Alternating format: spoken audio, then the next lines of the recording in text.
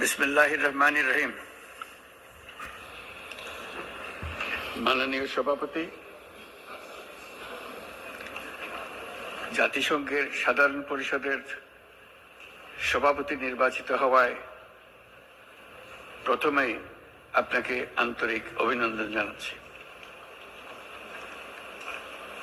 আমি আশ্বস্ত করছি যে আপনার এই দায়িত্ব পালনকালে বাংলাদেশ প্রতিনিধি দল আপনাকে পূর্ণাঙ্গ সহযোগিতা প্রদান করবে। জাতিসংঘের ম্যান্ডেটকে সমুন্নত রেখে বৈশ্বিক সংকট সমূহ নিরসনে মহাসচিব অ্যান্টোনিও গুতেরেসের দৃঢ় প্রতিজ্ঞ সাফল্যমণ্ডিত নেতৃত্বের জন্য তাকেও জানাই আন্তরিক সাধুবাদ। সামিট অব দ্য ফিউচার আয়োজনে আমি মহাসচিবের দূরদর্শী ভূমিকার বিশেষ প্রশংসা করছি। সম্মেলনে যে pact for the future and declaration on future generations সর্বসম্মতভাবে গৃহীত হয়েছে। The first of these messages is, I love you, go away.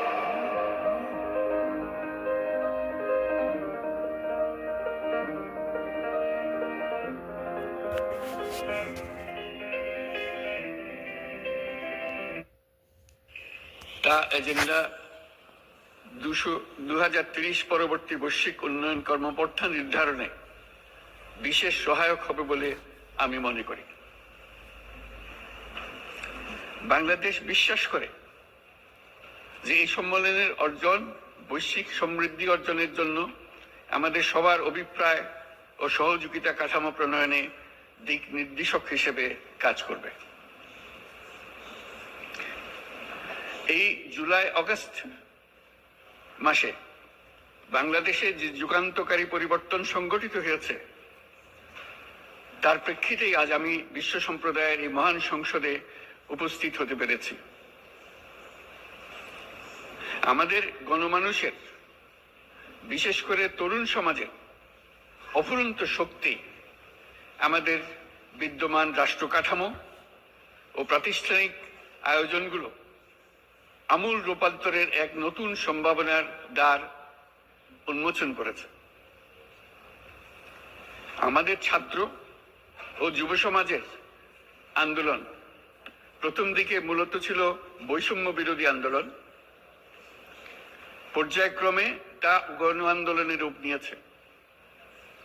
এরপর সারা পৃথিবী অবাক বিস্ময়ে দেখেছে কিভাবে সমগ্র বাংলাদেশের মানুষ একনায়কতন্ত্র, নিপীড়ন, বৈষম্য, অবিচার ও দুর্নীতির বিরুদ্ধে রাজপথ ও সামাজিক যোগাযোগের মাধ্যমে দৃঢ়ভাবে রুখে দাঁড়িয়েছিল। আমাদের ছাত্র জনতা তাদের অদম্য সংকল্প ও প্রত্যয়ের মাধ্যমে একটি স্বৈরাচারী ও অগণতান্ত্রিক শাসন ব্যবস্থা থেকে আমাদের মুক্তি এনে দিয়েছে। তাদের এই সংকল্পের মধ্যেই আমাদের দেশের ভবিষ্যৎ নিহিত।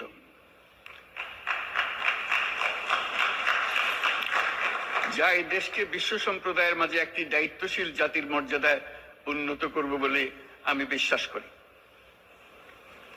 এই গণ আন্দোলন রাজনৈতিক অধিকার ও উন্নয়নের সুবিধা বঞ্চিত বাংলাদেশের আপামর জনসাধারণকে ঐক্যবদ্ধ করেছে। বাংলাদেশের মানুষ উন্নয়ন কর্মকাণ্ডকে অন্তর্ভুক্তিমূলক অংশীদারিত্ব রূপে দেখতে চেয়েছেন।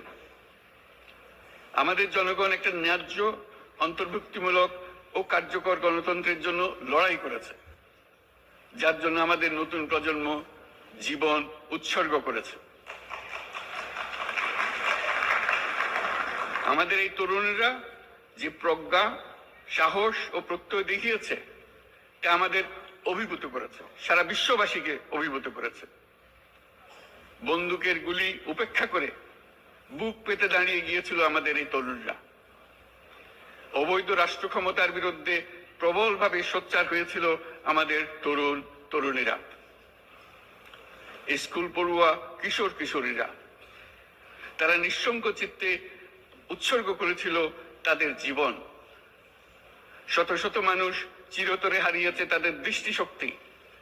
আমাদের মায়েরা, দিনমজুরেরা ও শহরের অগণিত মানুষ তাদের সন্তানদের কাঁধে কাঁধ মিলিয়ে নেমেছিল রাজপথে।